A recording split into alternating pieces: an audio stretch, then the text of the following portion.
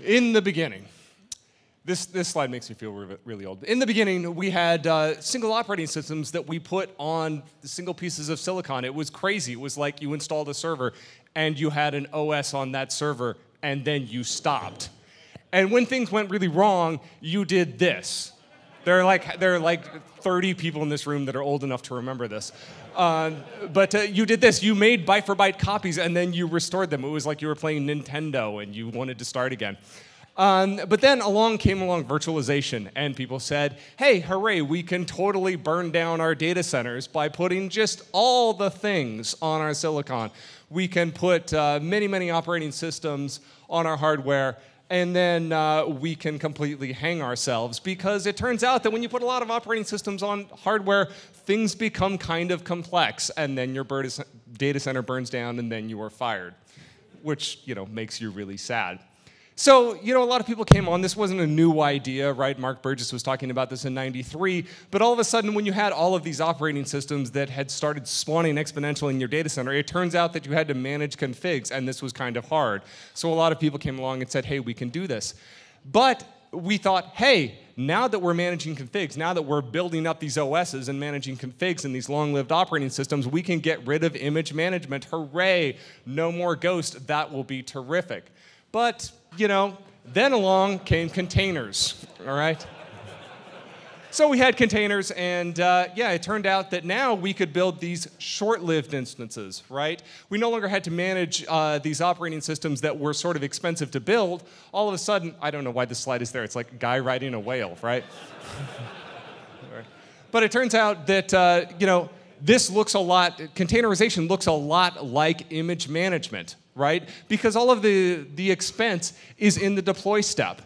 So what we need to manage this is not necessarily image management, and it's not necessarily configuration management, but it's a hybrid of both, right? It's a harder problem than possibly we initially realized, right? Which is why you need an undead riding a dinosaur.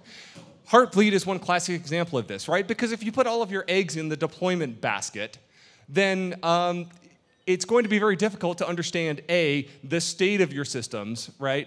B, how to fix those systems, right? And C, how to manage these images, right?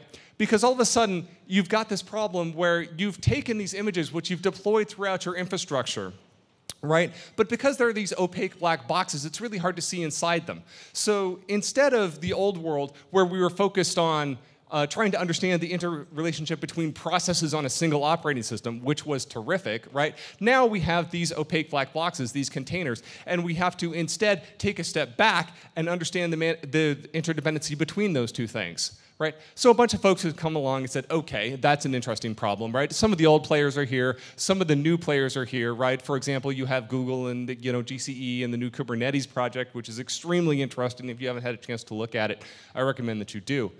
But one of the first problems that you have to deal with is you have to manage the foundation, right? Containers still live on silicon. They still live on host operating systems, and you have to deal with that fact, right? If you're not dealing with host operating systems that run well, you're going to have a problem. Secondarily, you have to deal with deployment, i.e., how am I going to target these host operating systems? How am I going to deploy these? How am I going to know where they are, right? And how am I going to deploy them at scale, which is a non-trivial problem, right? Third, how do we deal with image management, right? Because that problem hasn't gone away, right? When you're looking at some containerization solutions, right, you still have people who are taking off-the-shelf images, right, and deploying them into the field, right? That's not going to work. We need to manage our own images, right? So lastly, we need to understand the state of our infrastructure, right? Because as this slide illustrates, drift is bad, right? A little bit is good, but a lot is not so great. And so we need to have a management solution that can understand drift, right? This slide speaks for itself. I mean, are you kidding? We need to understand the state of our infrastructure, right? We need to make sure that we're not making the same mistakes of the past, right? So we need to ask ourselves, hey, are we well connected to the history of where we've been, right? Do we understand that image management is going to still be important, that configuration management is still going to be important, and that state management across our infrastructure is still going to be important? Thank you very much. I'm Mike. I'm from SaltStack. Come say hi later.